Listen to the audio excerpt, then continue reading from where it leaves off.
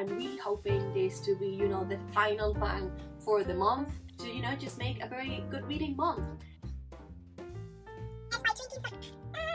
Hi guys, it's Isa and welcome back to another video. Today we're gonna do November TBR. For those unaware of my channel, I publish bookish content every Thursday and Sunday for you to enjoy. If you want to stay tuned, click the subscription button, and if you end up loving the video, give it a thumbs up. This month TBR is gonna be a blend between some romancy YA books and a little bit of more adult fantasy books. I'm kind of in the mood of having some romance, to have some witches involved still a little bit into my TBR, but I'm also super hyped to read some of the most recently releases. So with that being said, let's get into the TBR. Because October was such a good reading month for me, this month I'm a little bit more audacious and ambitious, and I really want to keep my track, so I've increased a little bit the amount of books that I'm hoping to get this month. And so my current TBR for November consists of 8 books. The first one is Kingdom of the Wicked by Kerry Maniscalco, which I believe is going to be the perfect transition between October and November, because this book is set in a world where witches still exist, and we follow the story of a main girl named Emilia, and she and her twin sister are Estrege, witches that are undercover because they don't really want to get known. But one day Emilia's sister is found dead, and so from that point onward the plan of Emilia is to revenge her sister, and in order to do so he kind of met this wicked prince of hell named Wrath, and so it seems that the destinies kind of are a little bit blended.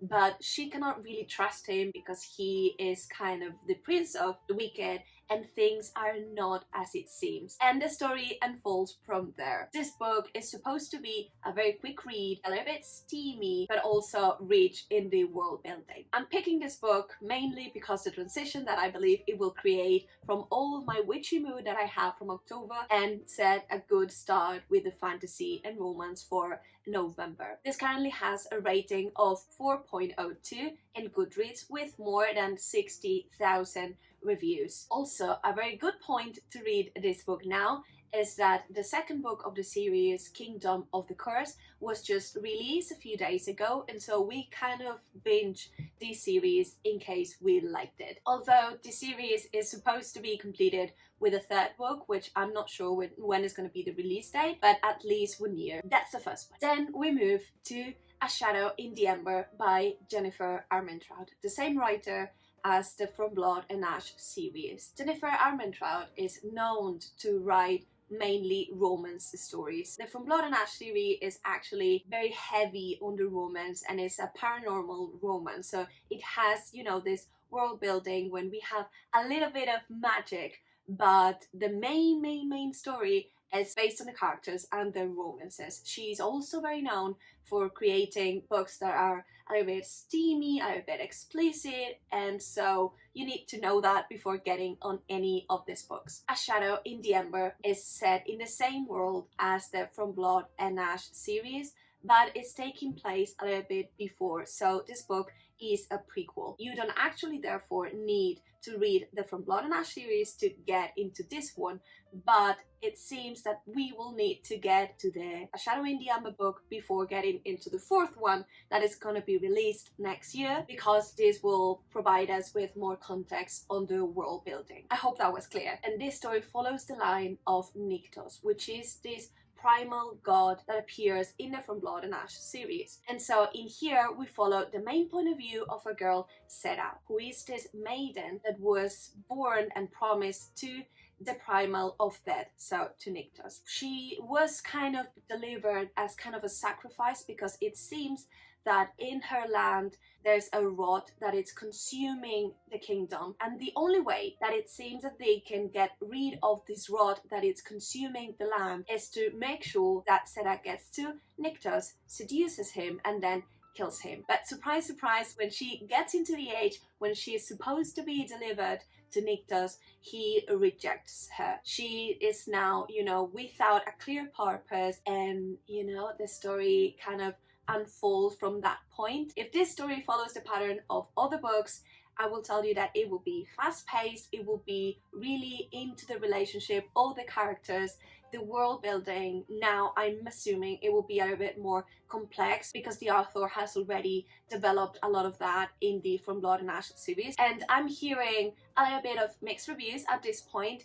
Some are very good, saying that this is a great book, and another one says that it seems that it is a little bit similar to the From Blood and Ash series, but just with different characters. So I really don't know. And you know, this is the steamy romance that you might be looking for this month. It currently has a 4.57 stars based on more than 2,000 reviews. And I reckon that this rating is not really accurate because the book was released just a few days ago, and there was already a lot of 5 stars because of the hype of the writer, because of the hype of the story.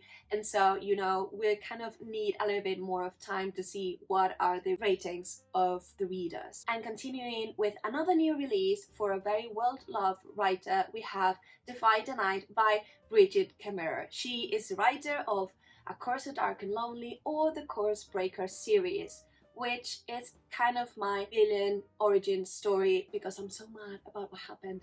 This book seems very entertaining, and I'm definitely giving this writer a chance, so let's see how it goes. This book is placed in a world where a terrible sickness has fallen upon the people, and it seems that the only way the people can get rid of this sickness is by drinking an elixir made of the petals of a very unique flower that of course is scarce. In this story we follow 2 main points of view. We follow the main point of view of a girl, Tessa, who is this apothecary girl that is a little bit of a Robin Hood for the people. So she is stealing these petals and she is making this elixir that of course, as it is scarce, only the rich people have it, and so she's stealing it and giving it to all of the population. But it seems that it is not enough, and for some reasons she needs to get infiltrated into the palace. And in there we start with the second point of view of the prince. It seems that the prince and the king are also kind of ruling. They are kind of bad, but I don't want to be bad. And it seems that the characters are kind of grey. And this is what we got from the story. It seems that it unfolds from here. The reactions I'm hearing so far are very good. I guess that's enough for a push to read this first book. I believe this is going to have a little bit of romance within the story, but I don't believe it's going to be very hard on that. And I'm foreseeing this to be kind of an enemies to lovers story, although I'm not sure. It currently has a 4.32 stars based on more than 3,000 reviews. Let me know in the comments if you've already picked this book or you're willing to do that, and let's read it together. Then we move to another new release, which is Jade Fire Gold. And honestly, this is one of the most anticipated reads, and I'm really hoping I'm gonna love this, but you know how expectations work. Maybe I'm gonna need to lower them a little bit, but the story seems so thrilling. This book is set in a medieval Asian-inspired world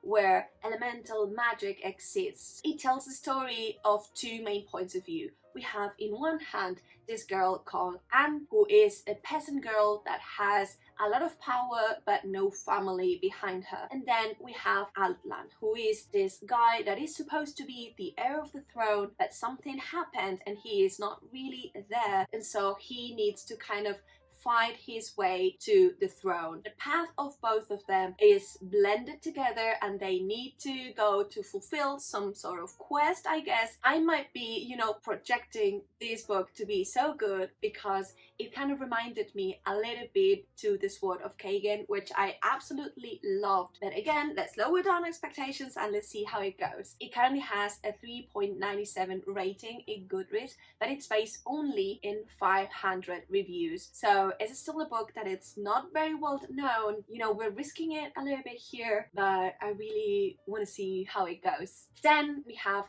The Other Merlin, which is also a new release. We follow this story in this world which is kind of inspired in the Arthurian mythology. So we have Arthur, we have Merlin, you know, Lancelot, all of that. Don't expect this book to be a retelling of the story, because it definitely isn't. It seems that it's just that it has taken, you know, some elements out of it, but it's making a story that is funny, that has a lot of banter between the characters, and you know, that is just light. This world is obviously set in a medieval setting, and we follow the story of a girl, Ember Merlin, the sister of Merlin. It seems that she at some point impersonates her brother in order to get to do some job inside of the palace. She is kind of discovered, and it seems that the story unfolds from there. Honestly, the book cover is not something that I'm rooting for, but the reviews that I'm hearing are honestly great. It just seems that it will be just a good time. It currently has a 4.39 stars